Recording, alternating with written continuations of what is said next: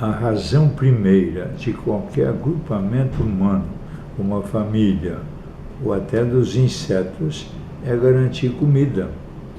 O alimento é a base da sustentação daquele grupo, daquela família. Se falta a mesa, se falta a comida, há uma desintegração. Então, este é um sonho da humanidade em todos os tempos, né? Poder atingir um grau de segurança que lhe permita comer bem, comer um alimento saudável, comer de forma social, comer de forma que a gente ganhe vigor, saúde, né? E isso tem a repercussão na nossa capacidade de entender o mistério da vida, de aprofundar as relações do conhecimento e de ser construtivo e participativo. A alimentação ela é o fundamento da nossa própria cidadania. E eu diria que sem alimentação e nutrição garantidas e adequadas, não há democracia que resista. O Brasil é um país que sofreu e ainda sofre, né? Essas marcas dolorosas de pessoas e grupos, em números bastante significativos, né? Milhares até milhões, que não têm tido o alimento adequado, necessário para uma vida saudável. E algumas vezes aí sofrendo, vamos chamar assim, uma atrofia do próprio desenvolvimento, pessoas mirradas, né? Crianças desnutridas, com consequências muito sérias para toda a sua vida.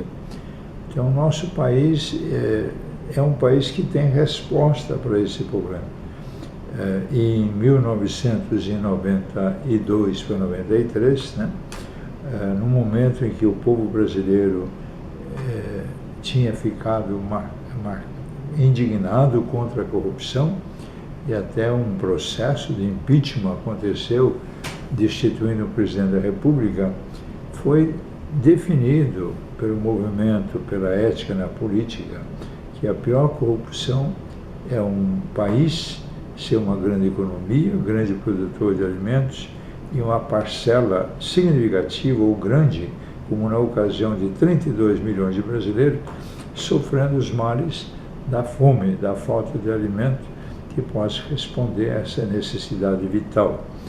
Esse processo ele é antigo, nessa compreensão de que a questão da fome no mundo é um problema de bem comum, que deve ser decidido, portanto, ele é de natureza política. A matriz dele é uma matriz econômica, é a organização do mercado, da sociedade, que leva à concentração de recursos, de riquezas, e a privação de recursos, a marginalização, inclusive. O nosso país é um país que pode se livrar perfeitamente dessa condição dolorosa e humilhante. É isso que tem movido muita gente ao longo da história. E uma figura eminente e que o mundo inteiro aplaudiu e reconheceu pela capacidade de leitura dessa realidade e ir a fundo nela, perceber a gênese e também apontar caminhos, foi o grande brasileiro do Nordeste, pernambucano, Josué de Castro. Nos nossos dias, né, como eu fiz referência, em 93, o povo brasileiro se levantou. Uma parceria foi firmada com o presidente da República, na época de Itamar Franco, e uma grande ação da cidadania eclodiu por todo o país contra a fome, a miséria e pela vida. Milhares de grupos com autonomia, de forma assistencial, uns de forma solidária, outros, né, buscando soluções mais estruturais. O povo brasileiro se levantou contra esse quadro de gente passando fome.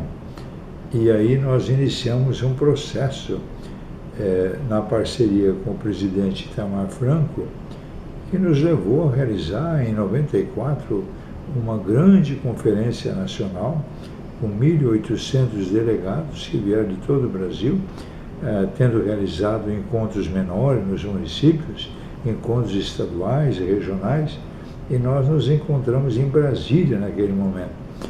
E a visão que se teve daquele grande encontro é que nós não queríamos realizar apenas uma campanha, nós não queríamos apenas de forma assistencial responder a um desafio, embora a assistência social seja boa e necessária quando um direito é lesado, é negado, quando ele corre risco de ser perdido, inclusive.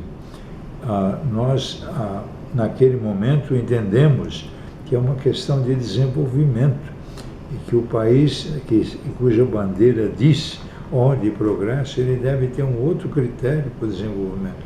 Hoje, depois da caminhada que nós fazemos há tanto tempo, eu diria que em lugar de ordem e progresso, nós devíamos escrever educação e nutrição, que eu considero um binômio indissolúvel. A educação é um processo de relações comigo mesmo, com a minha mãe, com a minha família, com a minha vizinhança, com o solo que eu piso, relações que vão crescendo até um diálogo mais avançado com o próprio cosmos. É um espaço espetacular de mergulho em que o ser humano tem a capacidade de entender coisas espetaculares e desenvolver, inclusive, posições solidamente científicas e responder a muitos desafios com tecnologias avançadas. Então, nós entendemos isso desde o início. Nessa nossa caminhada, eu estava dizendo, o binômio nutrição e educação é um binômio muito importante. A pessoa, para poder estudar, para poder passar por um processo de aprendizagem, ela deve ser bem gestada, bem desenvolvida e ter um grau de maturidade. Eu digo, a maturidade dela é física, psicológica, espiritual. Então, essa pessoa tem condição de inteligência e vigor para poder entrar nesse processo que exige muito e consome a gente de reflexão, de busca da sabedoria, de descoberta de tantas coisas, né? Então, por outro lado, a pessoa tem que ser sujeito desse processo, desde que a criança, no colo da mãe, abre os olhos para a mãe, aí você começa um processo de relações, e você tem que se definir, você tem que aprender a acolher o outro, a entender o outro, caminhar com a outra pessoa, né? Não, ficar firme diante dela, mas sem querer derrubá-la, né? E também não ser derrubado. É uma pessoa que aprende a ter equilíbrio nas relações. Então, eu creio que o nosso país devia encontrar o rumo do seu desenvolvimento centrado nessas duas coisas básicas. Uma pessoa desenvolvida e educada, educação e nutrição. Aqui em Minas Gerais, há 15 anos atrás, nós retomamos um processo interrompido. Aquele momento histórico de 93, 94, como jamais se viu uma grande movimentação em todos os quadrantes do Brasil, todos os municípios, o povo tomando a si a tarefa de garantir que todo mundo possa se alimentar para ter vida com inteligência, com saúde, com vigor. Isso foi interrompido quando o Itamar deixou a presidência da República. Com o Itamar, no governo de Minas, nós nos aglutinamos de todo o Brasil, muitas pessoas, instituições, para aprofundar uma caminhada de alguma forma interrompida, pelo menos no diálogo com o presidente. E assim aqui nasceu o Conselho Estadual de Segurança Alimentar, inicialmente por decreto, posteriormente como fruto de lei, e uma caminhada foi sendo realizada em Minas Gerais e que nos levou a viver algo muito precioso, como pela primeira vez no continente, quizás o mundo, nós tivemos uma lei orgânica de segurança alimentar nutricional sustentável. Esta lei ela foi gestada na caminhada desse processo nas regiões, no meio do povo. Ela foi trabalhada por uma comissão encaminhada pelo governador em mensagem à Assembleia, onde ele dispunha de maioria, mas lá na Assembleia a oposição acolheu esse projeto de lei que definiu que comer e beber para viver um direito humano básico. É muito importante essa conquista em Minas Gerais, ela nos levou a uma retomada em todo o Brasil e, eventualmente, nós chegamos a ter uma emenda à Constituição, colocando na Constituição o direito, de forma explícita, o direito à alimentação. Eu acho que faltou um pouquinho colocar nutrição também, porque nem sempre, quando você diz alimento, você está falando de um alimento que é saudável e adequado. Então, esse processo em Minas Gerais, ele tem passado por uma construção paciente, passo a passo, né? É um processo cultural muito lento, muito progressivo. Então, ao longo do governo Itamar, fomos abrindo caminho. No governo Aécio, durante 8 anos, né? E agora no governo Anastasia, nesses 4 anos, né? Muitos caminhos foram abertos e muitas etapas foram vencidas. Eu queria ressaltar que o professor Anastasia, quando secretário de Estado, ao longo dos 8 anos do Aécio, agora como governador, nós tivemos um diálogo constante em relação a abrir caminhos. Fomos os dois interlocutores da parte do governo e da parte da sociedade, chegando onde nós chegamos, a ter um programa, não só uma lei, um programa estruturador na mesa do governador. Então, hoje em Minas Gerais há 31 programas estruturadores e a questão da alimentação e nutrição é um deles. O programa chama-se Cultivar, Nutrir e Educar. De tudo que eu já vivi, inclusive participei das Nações Unidas, fui promotor de nutrição da ONU, do Comitê Permanente durante 4 anos, né? De tudo que eu já vivi, o que eu mais acredito hoje é no programa Cultivar, Nutrir e Educar.